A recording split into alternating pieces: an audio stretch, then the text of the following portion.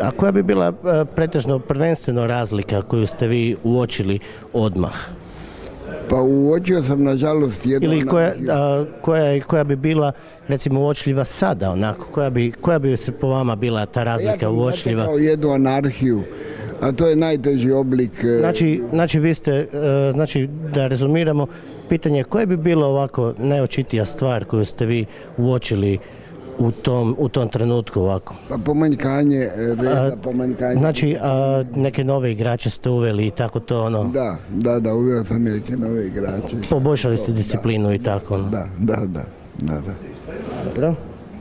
I mislim da imam veliko zadovoljstvo da s tobom pričam. Kako se ti zoveš? Rečimir. Kako? Rečimir Arnautović. Arnautović, Rečimir. Za tebe novu radiš. Da. Ja imam puno prijatelja u tebe novi. Prvi intervju. Jeli, prvi intervju imaš, da. Nije ti lako, ali eto, napravio si intervju sa menom i mislim da ćeš morati još da se potrudiš. Bitno je da si dobio mogućnost da, ja se sad tebi obraćam kao igraču.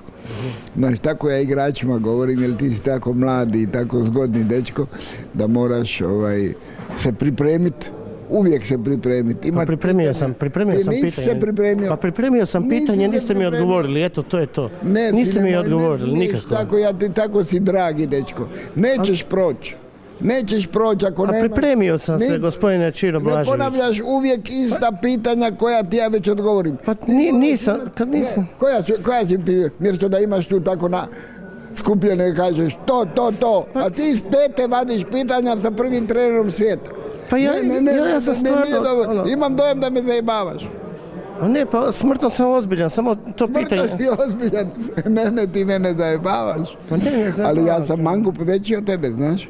Ja sam velika manga, znaš. I zato te upozoravam, spremi pitanja i ja sam ti na dispoziciji. Ali spremi pitanja takva... Pa jesam, evo baš... Kako si pametan, a ne kako nisi pametan. Kako sam glup ispod. Da ispod si glup u pičku maternu, da.